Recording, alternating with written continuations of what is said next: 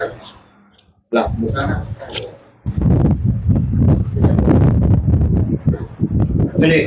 आज हम लोग लाइट चैप्टर का नेक्स्ट वीडियो की ओर बढ़ते हैं। पिछले वीडियो तक हमने जो है मिरर के बारे में हम लोग सारा काम कर चुके थे और उसका न्यूमेरिकल जितना भी था वो भी हम लोग एनसीईआरटी का न्यूमेरिकल भी देख चुके थे। मिरर टॉपिक पढ़ने, स्फेरिकल मिरर का टॉपिक कंप्लीट करने के बाद हम लोग पढ़ेंगे रिफ्रैक्शन। पहले हम लोग पढ़े थे रिफ्लेक्शन ऑफ लाइट, आज हम लोग का स्टार्ट होने वाला है रिफ्रैक्शन ऑफ लाइट।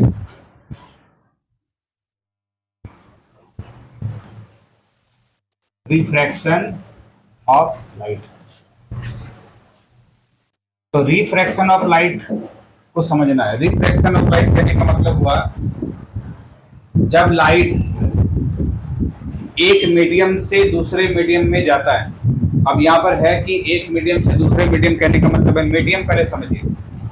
अगर कोई ट्रांसपेरेंट मीडियम है जहां से लाइट पास होता है, कोई ट्रांसपेरेंट मीडिया जहां से लाइट पास होता है उसको हम लोग मीडियम बोलेंगे। जैसे एग्जांपल के तौर पर जो है हम देख सकते हैं कि लाइट जो है एयर से पास होता है ना।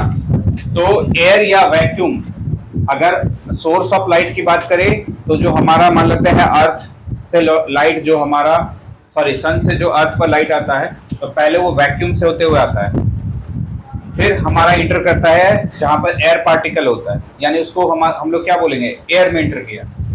तो वैक्यूम और एयर में कहने का मतलब है कि एयर पार्टिकल अगर है तो उसको हम लोग वैक्यूम नहीं बोलेंगे। वैक्यूम कहने का मतलब अगर इस रूम में अगर हम लोग क्या ये एयर हम लोग इसको कंसिडर करेंगे, इसमें क्या है, इस रूम के अंदर में एयर। वैक्यूम कहने के लिए मतलब एयर पार्टिकल को आपको हटा देना हो तो ये वैक्यूम है। तो लाइट जो है ट्रेवल करता है वैक्यूम में भी, एयर में भी। ग्लास हम लोग पढ़ना है और वाटर, जनरली हमें ये मीडियम के रूप में पढ़ना है जहां से लाइट ट्रेवल करता है। तो यहाँ पर ये है कि जब अभी हम लोग देखे थे रिफ्लेक्शन ऑफ लाइट वाले टॉपिक में मिरर, कि लाइट जो स्ट्रेट ट्रेवल करता है, ये तो हम लोग देखे थे, है ना। तो लाइट अब स्ट्रेट ट्रेवल करता है, ये कब तक स्ट्रेट ट्रेवल करेगा, जब तक कि इसका मीडियम, है ना, मीडियम सेम रहेगा। मीडियम कहने का मतलब है अगर ये मान लेते हैं एयर से ये लाइट आ रहा है, मतलब कहीं सोर्स हमारा कहाँ है, एयर ही हमारा सोर्स, मतलब जहां से भी ये लाइट आ रहा है वो लाइट ट्रेवल कर रहा है एयर में, ठीक है। तो ये लाइट सीधा चलेगा। लेकिन अगर ये एयर से कोई दूसरा मीडियम पर ये एंट्री कर गया, ये मीडियम मान लेते, सपोज मान लेते हैं ग्लास, अगर ये ग्लास में एंट्री कर गया तो ये लाइट जो है बेंड हो जाएगा। लाइट जो है जो सीधा जा रहा था वो नहीं जाएगा, वो बेंड करेगा। तो उसी को हम लोग बोलते हैं रिफ्रैक्शन ऑफ लाइट, है ना। लाइट का बेंडिंग, लाइट का मुड़ना क्या कहलाएगा, रिफ्रैक्शन। तो लाइट कैसे भी बेंड होगा ये सब हम लोग अभी देखेंगे। तो फिलहाल के लिए आपको ये समझना है कि लाइट का जो स्पीड होता है ना, speed of light, speed of light, जैसा कि आपको पता होगा कि एयर में जो है स्पीड ऑफ लाइट क्या होता है, बताओ। हाँ, एयर में जो है स्पीड ऑफ लाइट होता है, ये अगर एयर की बात करें तो ये होता है 3 इंटू 10⁸ मीटर। दूसरा अगर हम बात करें ग्लास की, है ना, अगर ग्लास की बात करें ये हो जाता है 2.5 इंटू 10⁸ मीटर पर सेकेंड। सॉरी, ये हो गया वाटर का, है ना, ये हो गया 2 इंटू 10⁸ मीटर पर सेकेंड। और वाटर की बात करें ये आ जाएगा 2.5 इंटू 10⁸ मीटर पर सेकेंड। तो जनरली हमें इन तीनों का स्पीड हमें पता होना चाहिए, ठीक है। मतलब यहाँ पर कहने का मतलब क्या है कि जब लाइट जो है एयर से अगर पास हो रहा है तो उस समय लाइट का स्पीड होगा 10⁸ मीटर पर सेकेंड। आप देख सकते हो कि अगर ग्लास में लाइट जा रहा है ना, हाँ, 2 इंटू 2.5 2 इंटू 25 इंटू 10⁸ मीटर पर सेकेंड। तो स्पीड आप देख सकते हो कि एयर में जो है लाइट का स्पीड ज्यादा है, उसके कंपेयर में देखा जाए तो वाटर है, और सबसे यहाँ पर तीन में से अगर देखा जाए तो ग्लास में सबसे कम है। तो सबसे पहले इसका हम लोग जानते हैं रीजन क्या है, कि इसमें अगर मान लेते हैं कि सेम मीडियम में चलेगा, अगर मान लेते हैं पूरा पूरा पूरा एक ग्लास स्लैब है, ठीक है, अगर ये ग्लास स्लैब है, तो ये अगर ग्लास स्लैब है तो यहां पर लाइट का जो है स्पीड क्या होगा, हाँ ये अगर ग्लास के अंदर चल रहा है तो क्या होगा 2 इंटू 10⁸ मीटर पर सेकेंड।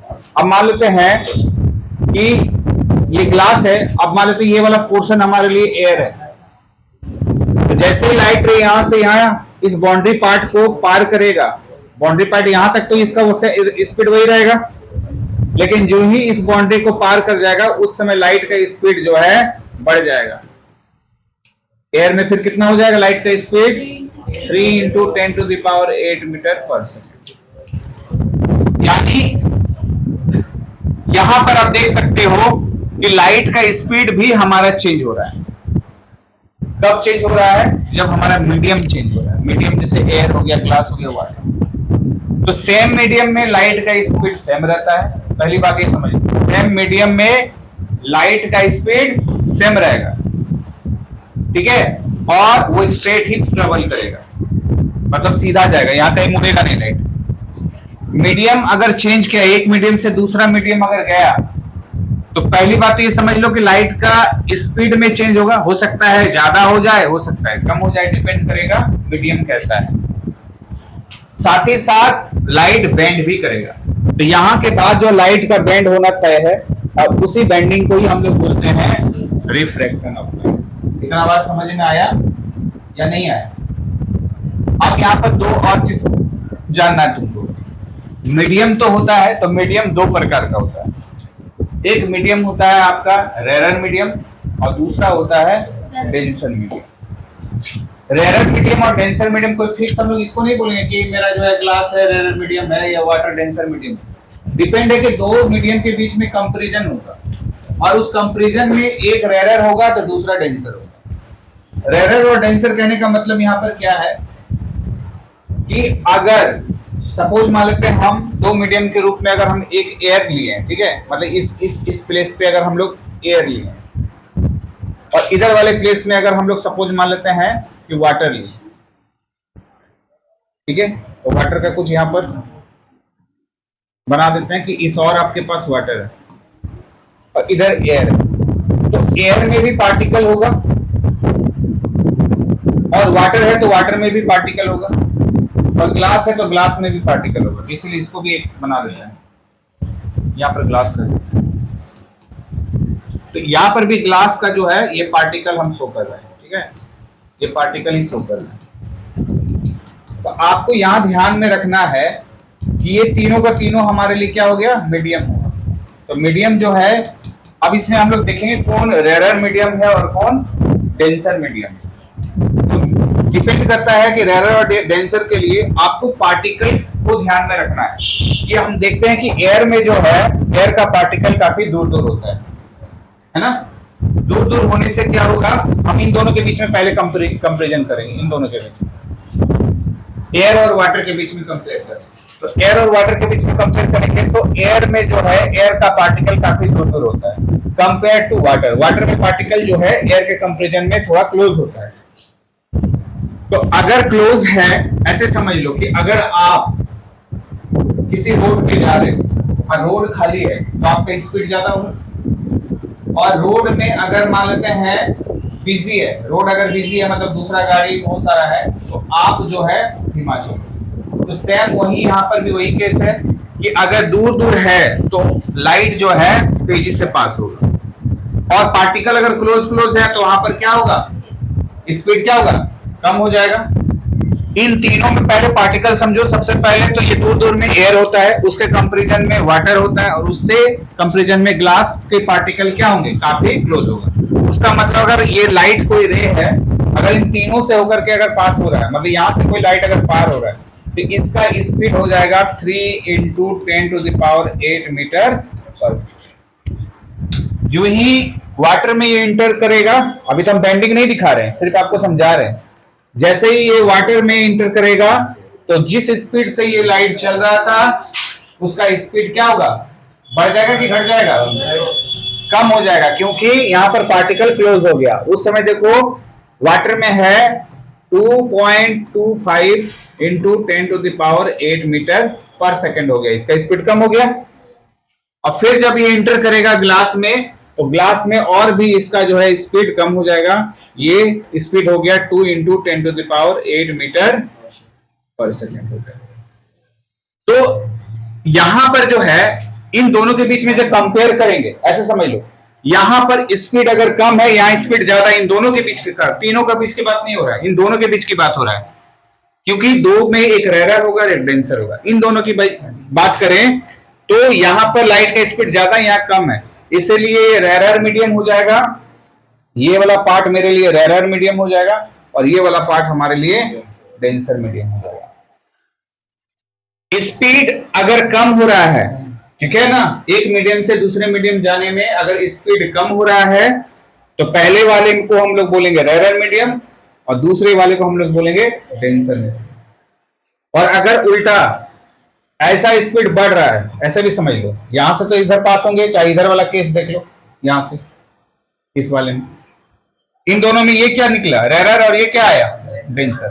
अब तुम देखो यहां से फिर स्पीड कम हो गया ना, तो यहां से यहां गए तो स्पीड कम हुआ ना। अब इस वाले से अगर इस छोर से इस छोर जाएंगे तो फिर स्पीड कम हो गया, यानी फिर ये बन गया रेयर और ये हो गया डेंसर, जब इन दोनों के बीच की बात हो। तो रेयर और डेंसर डिपेंड करता है दो मीडियम के बीच। अगर पार्टिकल दूर दूर है तो रेयर मीडियम हुआ, और पार्टिकल क्लोज है तो डेंसर मीडियम। तो यहां पर दो ही मीडियम लेकर के चलना है, तीन मीडियम लगातार नहीं। तो रेयर डेंसर के लिए दो हुआ, इन दोनों के बीच में ये रेयर ये डेंसर, इन दोनों के बीच में बात करेंगे तो ये रेयर ये डेंसर। समझ में आया।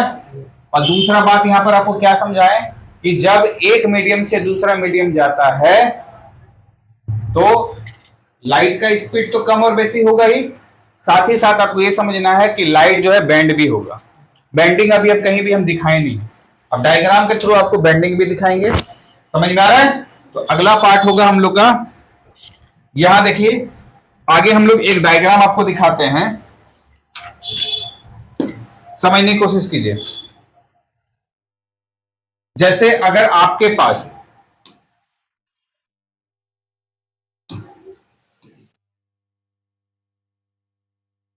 मान लेते हैं ग्लास का स्लेब है, ये ग्लास है, ठीक है, मान लेते हैं सपोज ये ग्लास है,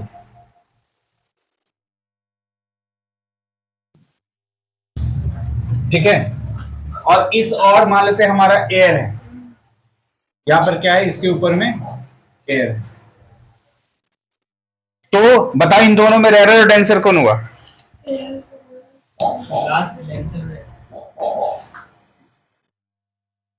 ये देखो, ये हमारा हो गया रेयर मीडियम और ये हमारा हो गया डेंसर। अब यहां पर सुनो, एक सोर्स ऑफ लाइट जो है यहां हम लोग एंट्री करवा रहे हैं। देखो यहां पर चल रहा है सोर्स ऑफ लाइट, यहां आ रहा है कहीं से, यहां तक आएगा, इसके बाउंड्री पार्ट तक टच करेगा। क्योंकि यहां पर हम लोग पढ़ रहे हैं ये एक ट्रांसपेरेंट मीडियम है, तो क्या लाइट रे रिफ्लेक्ट करेगा, वहां से रिफ्लेक्ट बाउंसिंग बैक होकर क्या पीछे चला जाएगा? नहीं जाएगा ना, इसको तो पार करेगा, क्योंकि ग्लास से होकर के लाइट पास हो जाता है ना जी, तो इसके बाउंड्री तक तो जाएगा। अब बाउंड्री जाने के बाद इसको ऐसे निकल जाना था, कैसे निकल जाना था, ऐसे करके सीधा, क्योंकि हमने पढ़ा भी टॉपिक की लाइट जो है ट्रेवल करता है स्ट्रेट पाथ है, तो इसको यहां तक आने के बाद ऐसे सीधा निकल जाना था। ठीक है, ऐसे इसको अभी फिलहाल यहीं तक रख लें, या फिर ऐसे तो इमेजिनरी है तो इसको तो पूरा ही ले लो, क्योंकि सीधा दिख रहा है जी। अब ठीक है, ऐसे इसको निकल जाना चाहिए था, क्योंकि लाइट का नेचर क्या होता है कि लाइट जो है स्ट्रेट ट्रेवल करता है। लेकिन अभी आपको हमने समझाया कि लाइट तभी ट्रेवल करेगा स्ट्रेट जब वो एक ही मीडियम में हो। लेकिन यहां मीडियम हमारा क्या हो रहा है, बदल जा रहा है। तो अगर मीडियम हमारा बदल जाएगा तो लाइट क्या होगा, बेंड करेगा। तो बेंड कहने का मतलब आपको समझना है कि जब रेयर से डेंसर जाएंगे तो बेंड किधर होगा, या डेंसर से रेयर में जाएंगे तो लाइट किधर बेंड होगा, ये हमको समझना है। तो इसके लिए आप सबसे पहले नॉर्मल बनाओ। नॉर्मल जैसे हम लोग मिरर में पढ़े थे, तो देखो ये नॉर्मल हो गया हमारा, ये देखो। अच्छा, इसको भी हम लोग आगे तक बढ़ा देते हैं ताकि नहीं, इसको पहले यहीं तक रखिए नॉर्मल। एक रेयर से डेंसर की ओर गया, नॉर्मल, समझ में आ रहा है। अब लाइट को ऐसे जाना था, लेकिन लाइट जो है ऐसे नहीं जाएगा, ये बेंड करेगा। तो बेंड करेगा तो ये बात ध्यान में रखना है कि अगर हम रेयर से डेंसर की ओर जाएंगे, ये हो गया नॉर्मल। अगर रेयर से डेंसर की ओर जाएंगे तो जो हमारा लाइट रे है वो नॉर्मल की तरफ आएगा बेंड होकर के। मतलब ऐसे आया तो ये तो ऐसे चल जाना था, लेकिन ऐसा नहीं जा करके वो बेंड किधर होगा, नॉर्मल की तरफ। अब ये लाइट रे ऐसे बेंड होकर के इधर आ जाएगा, ये ऐसे जा रहा था यहां पर, ये बेंड होकर के ऐसे आ जाएगा। यहां अगर इस जगह पर थोड़ा सा अच्छा से ऐसे कर, ठीक है। अब मान लेते हैं इसको भी हम पार कर दे रहे यहां तक, बाउंड्री तक, क्योंकि आगे का फिर एक किस्सा बताएंगे, कहानी बताएंगे। अब यहां ध्यान दो, ये जो रे था, लाइट रे, ये ऐसे है। अब इसको एक्चुअल में ऐसे जाना था, लेकिन एक्चुअल में ऐसे नहीं जा करके ये बेंड हो गया, ऐसे आ गया। तो इस केस के साथ आप देख सकते हो दो एंगल बना। एक इंसिडेंट रे जो आया यहां पर नॉर्मल के साथ एक एंगल बना रहा है, और आप देख रहे हो ये जो रिफ्लेक्टेड वाला रे है ना, ये यहां पर हमारा नॉर्मल के साथ एक एंगल बना है। इसको भी हम लोग एंगल आई और एंगल आर बोलेंगे। तो एक हम लोग का आगे का एक टॉपिक आएगा स्नेल्स लॉ। तो हम लोग क्या देखेंगे, हमेशा इस एंगल का इस एंगल के साथ ट्रिगोनोमेट्री, अभी तुम लोग क्लास 10 में पहुंचे हो, नहीं पढ़े हो, तो एक ट्रिगोनोमेट्री जो है फंक्शन होता है, यहां पर साइन लिखते हैं, SIN, साइन शॉर्ट फॉर्म। इसके बाद जो भी लिखेंगे वो एंगल होता है। तो साइन आई, और यहां पर लिखेंगे साइन आर, मतलब ये साइन का एंगल है, ये साइन का, ये भी एंगल है। तो इन दोनों का जो एंगल होगा ये हमेशा कांस्टेंट होगा। ये कलर अगर दिख रहा है तो ठीक, नहीं दिख रहा है तो बाद में चेंज कर देंगे। हमने क्या बोला, इस एंगल का उसमें होता था कि इक्वल होता था किसमें, अरे इक्वल किसमें देता था, लॉ ऑफ रिफ्लेक्शन। लेकिन ये हम लोग का जो है, ये एंगल जो बन रहा है नॉर्मल के साथ, है ना, तो इंसिडेंट एंगल और ये जो रिफ्लेक्शन आपको दिखाई पड़ रहा है उसके साथ जो एंगल बन रहा है, इन दोनों का रेशियो हम लोग का इक्वल होगा। ये अगला आगे हम लोग टॉपिक पढ़ेंगे, लेकिन अभी हम सिर्फ ये बताना चाह रहे हैं कि लाइट जो है बेंड होगा, है ना, समझ में आ रहा है ना। तो किधर बेंड हुआ, जब हम रेयर से डेंसर की ओर जाएंगे तो लाइट जो है, लाइट का पहले तो बताओ, लाइट का स्पीड बढ़ेगा, या रेयर से डेंसर की ओर जाएंगे लाइट का स्पीड बढ़ेगा कि घटेगा? पहले तो हम लोग यहां पर ये देखेंगे कि लाइट का स्पीड घट जाएगा, और साथ ही साथ लाइट का स्पीड घटने के साथ हम लोग देख रहे हैं कि ये नॉर्मल की तरफ क्या हो रहा है, बेंड करेगा। इसी का जस्ट दूसरा केस, लाइट को तो ऐसे जाना था, जाना तो ऐसे था, लेकिन ऐसा गया क्या, नहीं। अब दूसरा केस देखो, इसको हम लोग को छोटा कर देना था, देखते हैं छोटा होता है तो अच्छी बात हो जाना चाहिए।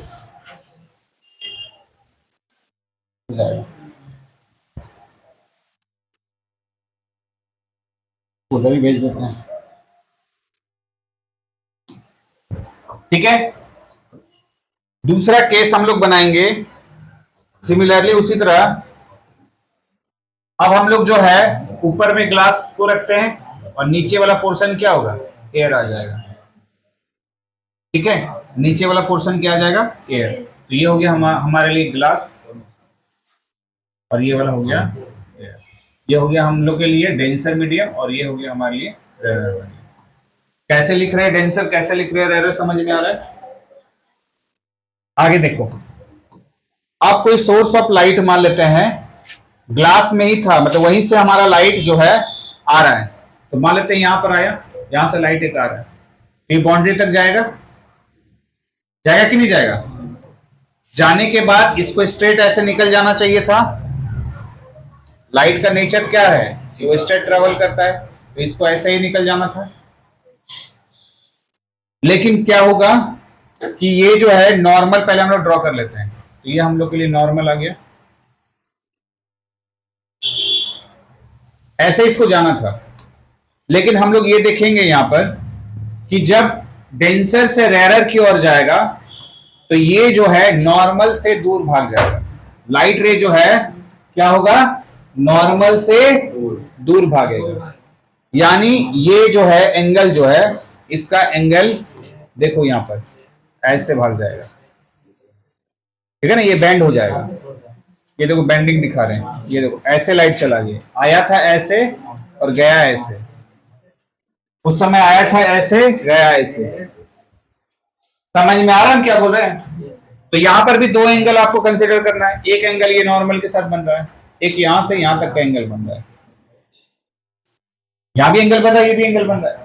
तो एंगल आपका इक्वल नहीं है, हमको देखना है, हमें देखना है कि यहां पर भी जो है एंगल होगा, ये होगा साइन आई, है ना। अगर इसको हम लोग आई बोलेंगे और ये हम लोग के लिए अगर एंगल आर हुआ, तो sine I by sine R का जो वैल्यू होगा यहां भी कांस्टेंट। समझ में आया या नहीं। जैसे मान लेते, कहने का मतलब है यहां आपको ये समझाना चाह रहे हैं कि मान लेते हैं इसका एंगल अगर हम बढ़ा दें, इसी डायग्राम में अगर हम एंगल बढ़ा दें, मतलब हम यहां पर ये बोलना चाह रहे हैं कि अगर हम मान लेते हैं ये नॉर्मल, सपोज मान लेते हैं यहां पर नॉर्मल हुआ, ये सपोज मान लेते हैं नॉर्मल है, ठीक है, और एंगल मान लेते इस एंगल से आ रहा है, देख लो ऐसे एंगल से आ रहा है, तो आपको दिख रहा होगा यहां से एंगल बढ़ा है, तो ये क्या होगा, इसको तो ऐसे स्ट्रेट चल जाना था, इसको तो ऐसे ही स्ट्रेट चल जाना था,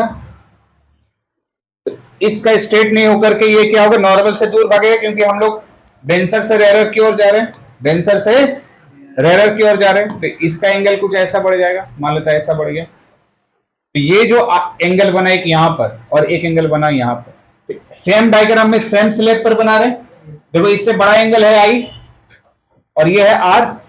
मान लेते हैं यहां का एंगल जो हम लोग यहां पर इसके लिए हम लोग लिख रहे हैं, इस वाले के लिए हम लोग डायग्राम के लिए यहां पर लिख रहे हैं, ये हो गया sine I by sine R, क्योंकि एंगल को तो रिप्रेजेंट कर रहे हैं आई और आर से।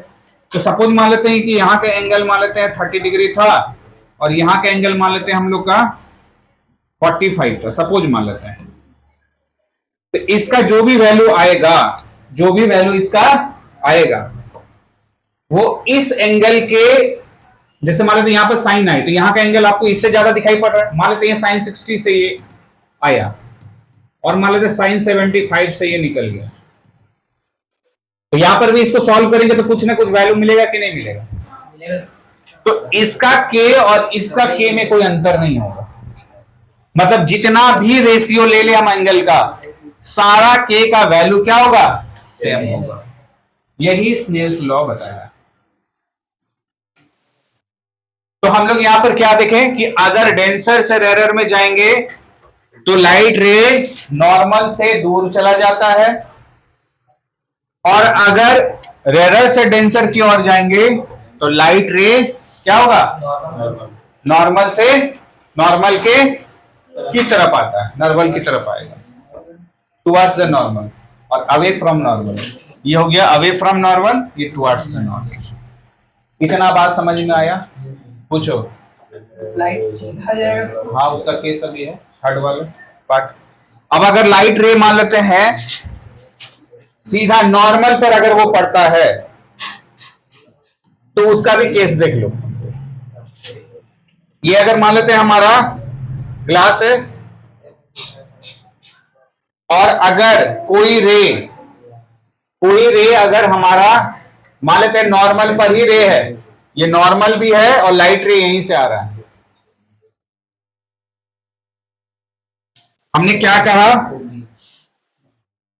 कि इसी और से सोर्स से अगर जो है नॉर्मल पर ही जो है लाइट रे अगर हमारा आ रहा है तो ये कोई भी बेंडिंग नहीं होगा इसका, ये सीधा निकल जाएगा। समझ में आ रहा है? वहीं निकल जाएगा। हाँ, भले इसका खाली एक ही चीज होगा, लाइट बेंड नहीं करेगा लेकिन लाइट का स्पीड कम होगा। लाइट का स्पीड होगा कम क्योंकि रेयर से डेंसर में इंटर कर रहे हैं, तो लाइट का स्पीड क्या हो जाएगा, कम होगा। लेकिन लाइट इस केस में बेंड नहीं होगा। क्यों बेंड नहीं होगा? क्योंकि लाइट का सोर्स हम कहां पर दे रहे हैं, नॉर्मल से जा रहा है। तो नॉर्मल से अगर कोई लाइट रे अगर इंटर करता है तो उसमें कोई बेंडिंग दिखाई नहीं पड़ेगा। यहां तक बात समझ में आया या नहीं आया? अब एक फिगर हम आपको और करके बताते हैं। यहां तो हम लोग के पास एयर था, एयर हो गया रेयर और ये हो गया एयर। आगे और समझिए। अब हम क्या करेंगे, एक लाइट सोर्स को जो है हम एयर से एंट्री करवाएंगे, फिर ग्लास स्लैब में ले जाएंगे और फिर उसके बाद फिर देखेंगे कि एयर में एंटर करता है तो पहले जो एयर पर लाइट रे पड़ रहा था और जब हम लोग का ग्लास से निकल रहा है तो वो दोनों लाइट रे एकदम स्ट्रेट हो जाएगा, मतलब उसी उसी जो जिस डायरेक्शन में आ रहा था उसी डायरेक्शन में वो फाइनली निकल जाएगा। कैसे? देखो, यहां देखो, मतलब ऐसा अगर डायग्राम कभी बनाने आया तो आपको समझना है। यहां पर जैसे देखो, ये कह रहे हैं कि हमारे पास यहां पर देखो तीन मीडियम आपको दिखाते हैं। मीडियम तो दो ही है लेकिन तीन पार्ट में, इधर हो गया एयर, रेयर, फिर हम लोग मान लेते हैं ग्लास में इंटर किए, ये हो गया डेंसर, फिर फाइनली हम लोग एयर में आ गए, ये हो गया रेयर। ठीक है? अब यहां ध्यान दो, कोई एक रे है, लाइट रे, मान लेते ये ऐसे आया, इसको फाइनली ऐसे चल जाना चाहिए था सीधा, ये ऐसा ही जाएगा। ठीक है? लेकिन अभी हम इसको हटा रहे हैं, यहां पर एक डायरेक्शन देखो बना करके रख रहे हैं हम, यहां पर मतलब एक पॉइंट आउट करके रख रहे हैं। देखो यहां पर एक पॉइंट आउट करके रख रहे हैं, सपोज एक पॉइंट बना कर रख दिए। अब इसको हम जो है थोड़ा सा डिलीट करते हैं इसलिए क्योंकि हमको यहीं तक लेना है, यहीं तक लेना था, तो इस वाले को हम हटाते हैं। रुको थोड़ा देर के लिए, पहले तो इसको यहाँ से इरेज करो, उसके बाद इस वाले को हम हटाते हैं, ये पूरा हट जाएगा क्या लाइन? नहीं नहीं, लाइन को हमें हटाना है, लाइन हटा, हाँ ठीक है। अब देखो यहाँ पे, ये देखो यहाँ से भी तो ध्यान नहीं दिए, कहाँ आना चाहिए। ठीक है, ऐसे अभी दिमाग में आ जाएगा। देखो ऐसा आना था ना यहाँ, लेकिन हम लोग यहाँ पर कहाँ तक लेके गए, यहाँ तक, बाउंड्री तक। तो यहाँ पे बेंड करेगा, करेगा ना, ये कहां तक जाएगा, यहीं तक स्ट्रेट जाएगा। ठीक है? अब यहां देखो नॉर्मल एक ड्रॉ कर दी, यहां पर नॉर्मल ड्रॉ कर दो। अब यहां ध्यान दो, ये क्या होगा, नॉर्मल जो है ये रे कैसे होगा। देखो हम यहां पर ये ड्रॉ नहीं करेंगे, बैंड होकर के कहां पहुंचना था वो वाला हम पार्ट नहीं ड्रॉ कर रहे हैं। समझ में आ रहा हम क्या बोल रहे हैं? ये स्ट्रेट ऐसे जाना था ना, वो लाइन नहीं ड्रॉ कर रहे हैं। ये किधर बैंड होगा, बैंड किधर होगा, नॉर्मल की तरफ। तो इसको हम थोड़ा सा इसको ऐसा करते हैं कि इसको हम डॉटेड लाइन में दिखाते हैं। डॉटेड लाइन का मतलब ये मत समझ लेना कि वो स्ट्रेट पाथ हो रहा है ना, ये हम लोग डॉटेड लाइन में ऐसे दिखाएं। डॉटेड लाइन मतलब लाइट बैंड हो गया, ऐसे जा रहा था लाइट बैंड हो गया। देखो यहाँ पर एंगल के साथ दिखाते रहे, ये देखो ये यहाँ का एंगल था, ये यहाँ का एंगल है, ये आई है और ये बेंड करके, मतलब ये नॉर्मल की तरफ आया लाइट, बाउंड्री तक तो जाता है। फिर आके देखो, यहां ध्यान दो, यहां पर फिर एक नॉर्मल ले लेंगे हम लोग, ये देखो यहां पर नॉर्मल ले लेंगे। ठीक है?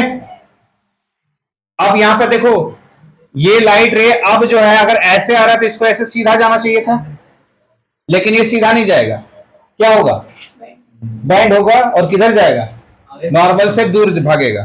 तो जब नॉर्मल से दूर भागेगा तो देखो यहां पर नॉर्मल से दूर भागेगा, इसको ऐसे जाना चाहिए था लेकिन ये जाएगा ऐसे।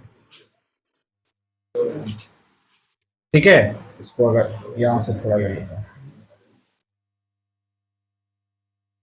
अब ये जो लाइट रे आ रहा था देखो ऐसे ही सीधा जाएगा, समझ में आ रहा हम क्या बोल रहे हैं?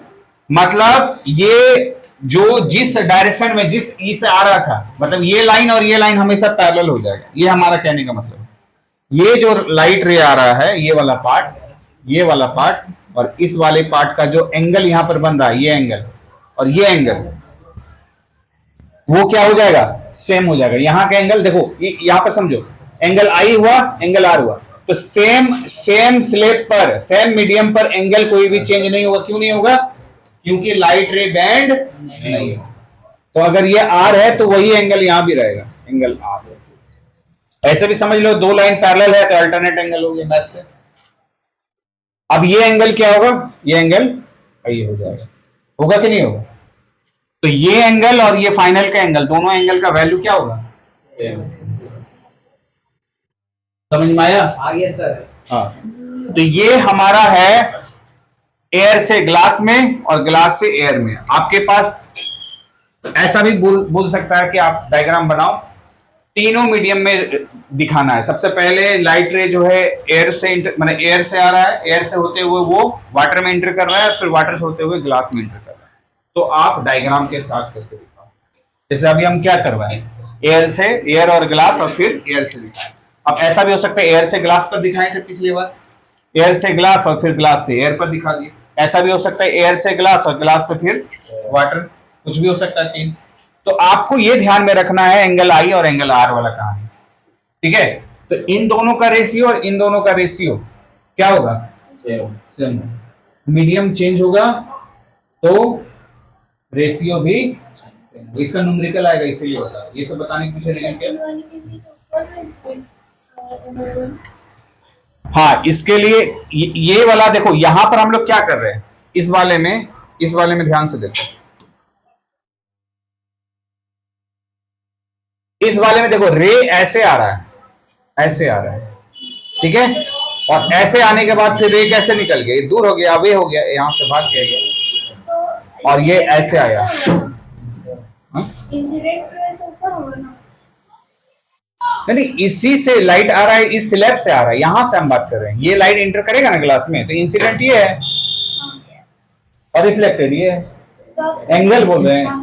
तो एंगल देखो, हम यहाँ पर ये बताने, यहाँ पर रिप्रेजेंट अब मान लेते हैं इसको, हम यहाँ के इससे अगर हम कोई कंसल्ट इसको ना रखें तब यहाँ पर आई और आर देंगे। लेकिन आप देखो यहाँ पर एंगल आर है, ये दोनों एंगल में कोई फर्क होगा क्या? ये दोनों तो पैरेलल लाइन है और ये इसका ट्रांसवर्सल लाइन है, तो ये एंगल में क्या अंतर? एंगल को हम रिप्रेजेंट कर रहे हैं कि दोनों एंगल का वैल्यू क्या होगा, चेंज होगा क्या? नहीं। समझ में आ रहा है या नहीं? यहां से जो एंगल बन रहा है, ये दोनों एंगल का रेशियो अलग अलग होगा। अब ये दोनों तो सेम मीडियम पर है ना जी, मैथ्स के हिसाब से सोचो, ये दोनों तुम्हारा सेम मीडियम है। लाइट क्या बेंड होगा? तो जब लाइट बेंड नहीं होगा तो दोनों एंगल में क्या फर्क होगा बताओ? एंगल तो वही ना रहेगा, इसलिए सेम नाम रख दिए। फिर यहां से ये बेंड हुआ, एंगल बदल गया। आई और आर क्यों हो रहा है? क्योंकि यहां पर एंगल दोनों चेंज हो रहा है। और लॉ ऑफ रिफ्लेक्शन में एंगल दो अलग अलग दिखाए थे जरूर नाम से, लेकिन लिखते थे दोनों एंगल का वैल्यू सेम। इसमें दोनों एंगल का वैल्यू सेम नहीं है, उसका रेशियो कांस्टेंट है। तो यहां पर हमारे पास इसको हम लोग लिखना अगर होगा इसमें, तो साइन, जैसे मान लो यहां पर कुछ नेमिंग हम लोग, अच्छा ये आएगा तब बताएंगे, ये नेमिंग हम लोग अलग अलग कर देंगे। तो अभी फिलहाल आपको स्नेल्स लॉ से आपको ये बात समझ में आया कि angle I by angle R का वैल्यू जो होगा वो कांस्टेंट होगा। ऐसा आपको बताया ना कि जितना भी ये वाला डायग्राम यहां बनाए, यहां बनाए, अलग अलग एंगल के साथ भी बनाए, तो सारे एंगल का वैल्यू जो है रेशियो हमें सेम रहेगा। अरे पिछले यहां पर देखो, यहां पर देखो, इस वाले में देखो, दो बना के दिखाए थे ना, अरे दो बना के दिखाए थे ना, अलग अलग एंगल के साथ बनाए थे। यहाँ के का वैल्यू आया था इस डायग्राम में, इसमें भी के का वैल्यू आया था। ये दोनों के का वैल्यू चेंज नहीं हुआ, कैलकुलेट करेंगे तो सेम वैल्यू, ठीक है? अब आगे हम लोग बढ़ते हैं। आगे एक टॉपिक है रिफ्लेक्टिव इंडेक्स, ठीक है? अब यहां सुनो, रिफ्लेक्टिव इंडेक्स क्या है? ये टॉपिक को हम लोग जो कल इसमें न्यूमेरिकल आएगा, अब इतना बात समझ में आया तो रिफ्लेक्टिव इंडेक्स का न्यूमेरिकल सब क्लियर होगा। रिफ्लेक्टिव इंडेक्स डिपेंड करता है हमारा लाइट का स्पीड को लेकर के, ठीक है। और रिफ्रैक्शन ऑफ लाइट क्या था? लाइट का बेंडिंग। लाइट का बेंडिंग हमारा रिफ्रैक्शन ऑफ लाइट था, और लाइट का स्पीड चेंज होना कहलाएगा रिफ्लेक्टिव इंडेक्स। जब लाइट रे, देखो रिफ्लेक्टिव इंडेक्स क्या कहता है कि जब लाइट रे एक मीडियम से दूसरा मीडियम जाता है तो उसका स्पीड में या तो कमी होगा या तो बढ़ जाएगा, जिसको हम लोग बोलते हैं रिफ्लेक्टिव इंडेक्स। तो जैसे आप लोग देख सकते हो कि जब लाइट एयर से ग्लास में गया तो उसका स्पीड क्या हुआ? एयर से ग्लास में गया तो कम हो गया, तो कम हो गया, तो कम जो हुआ, जब वो कम हुआ तो उसका हम लोग बोलेंगे, कम होने का वैल्यू तो बता दिए कि लाइट का स्पीड पहले इतना था, ये इतना हो गया, तो कम हुआ, उसी को हम लोग बोलेंगे कितना उसका रिफ्लेक्टिव इंडेक्स हुआ, मतलब कमी कितना हुआ। रिफ्लेक्टिव इंडेक्स कहने का मतलब है लाइट बढ़ रहा है स्पीड या घट रहा है, तो उसी पार्ट को रिफ्लेक्टिव इंडेक्स बोलते हैं। तो हर एक मीडियम का अलग अलग रिफ्लेक्टिव इंडेक्स होता है। जैसे अगर बुक होगा तो देखो यहां पर रिफ्लेक्टिव इंडेक्स का जो है कुछ सब्सटेंस का दिया हुआ है। जैसे एयर का रिफ्लेक्टिव इंडेक्स का वैल्यू जो है वो 1.0003 दिया हुआ है। आइस का रिफ्लेक्टिव इंडेक्स 1.31 दिया हुआ है। अगर टेबल होगा, बुक होगा तो देखो आप। तो ये कहने का मतलब क्या है, इसमें लाइट का स्पीड चेंज हो रहा है। तो एयर में जो है लाइट का स्पीड जो चेंज हो रहा है एक मीडियम से दूसरा मीडियम जाने में, तो उस समय रिफ्लेक्टिव इंडेक्स का वैल्यू दिया हुआ है। अभी कैलकुलेशन करके हम लोग देखेंगे कुछ का रिफ्लेक्टिव इंडेक्स आएगा। वाटर का रिफ्लेक्टिव इंडेक्स है 1.33, सल्फ्यूरिक एसिड का है 1.43, केरोसिन का 1.44। वैसा आपका टेबल बना हुआ होगा कि नहीं है?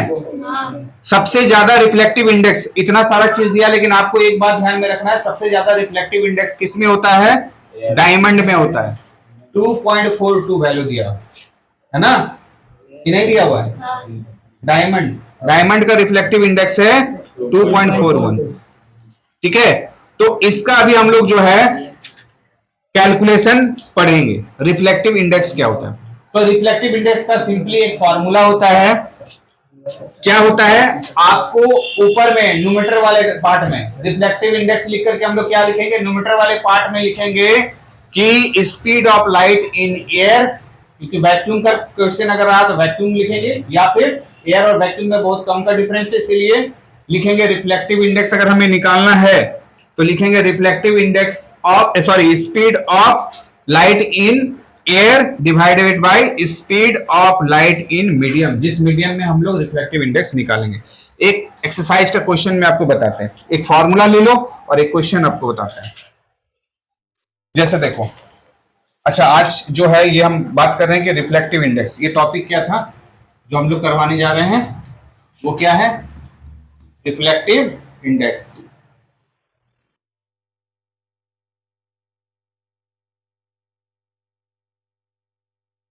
Refractive index. कोई पूछ ले कि रिफ्रैक्टिव इंडेक्स क्या है तो क्या जवाब आएगा? The change of speed of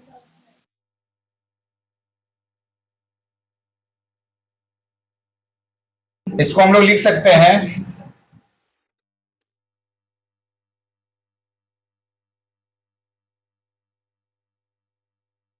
जैसे डेफिनेशन बुक में लिखा हुआ है, the refractive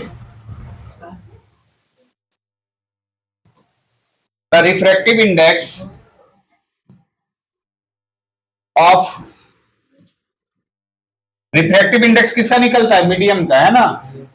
the refractive index of medium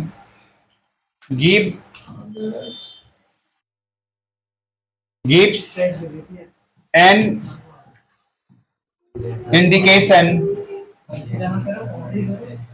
of the light bending ability of that medium, इससे क्या समझ में आया जो हमने लिखा यहां पर? क्या समझ में आया? कि रिफ्लेक्टिव इंडेक्स क्या होता है? Reflective index of medium gives an indication of light bending ability of that medium, मतलब उस मीडियम में लाइट का कितना बेंडिंग हो रहा है। यानी हम कह सकते हैं कि जिस मीडियम में जितना ज्यादा लाइट का बेंडिंग होगा उतना ही उसका रिफ्लेक्टिव इंडेक्स ज्यादा होगा। रिफ्लेक्टिव इंडेक्स कहने का मतलब उसका पावर कितना लाइट को बेंड करने का, किस मीडियम में कितना ज्यादा है।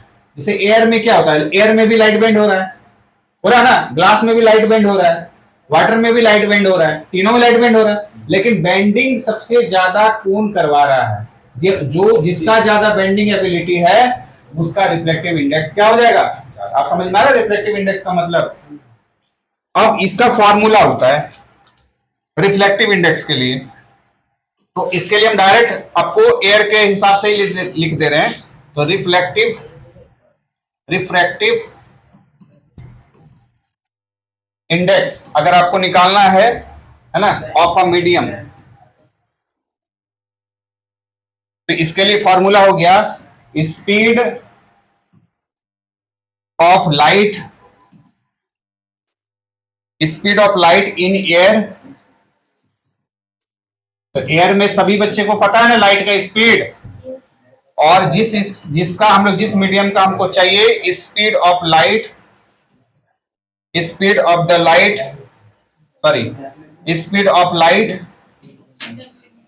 हाँ इन मीडियम।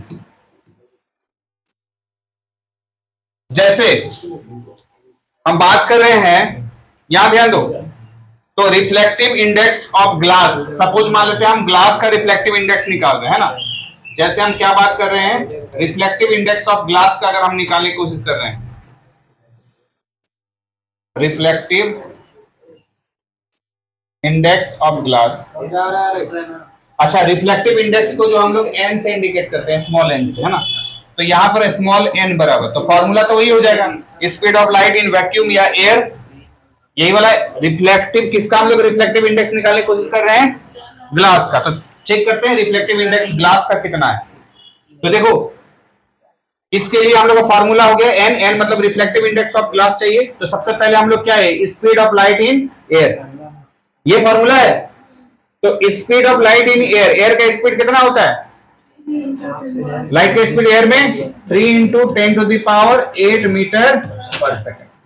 दूसरा speed of light in glass, glass में हम लोग बताए थे ना, जिसका हमको जानना है उसको नीचे डिवाइड में लिखो।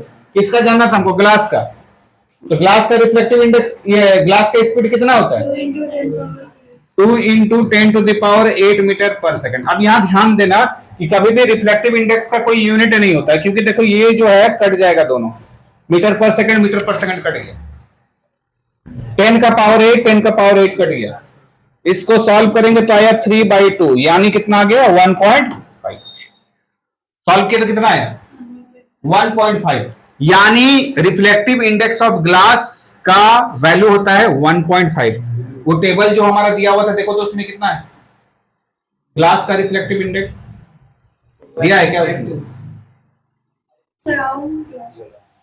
हाँ 1.5 तो वो ग्लास का डिफरेंट हो गया ना, माने ग्लास का भी जो है टाइप बहुत सारा होता है, तो किसी में बेंडिंग ज्यादा होगा, किसी में कम होगा। तो ये समझ में आ रहा है। तो ग्लास का रिफ्लेक्टिव इंडेक्स कितना आ गया? 1.5। और एक चीज याद रखना है एमसीक्यू क्वेश्चन के लिए, क्या रिफ्लेक्टिव इंडेक्स का कोई यूनिट होता है? जैसे मैथ्स में पढ़ते हैं ना, सेंटीमीटर स्क्वायर, मीटर स्क्वायर, ऐसा कुछ, तो इसका कोई भी यूनिट नहीं होता। ठीक है, नेक्स्ट क्लास में और न्यूमेरिकल हम लोग देखेंगे रिफ्लेक्टिव इंडेक्स का। तो रिफ्लेक्टिव इंडेक्स क्या है ये आज का टॉपिक में हुआ, और रिफ्रैक्शन ऑफ लाइट क्या होता है, लाइट को पास करके आपको डिफरेंट केस हम दिखा दिए। तो नेक्स्ट वीडियो का वेट कीजिए, फिर आगे हम लोग इसके 1-2 न्यूमेरिकल और करेंगे। ठीक।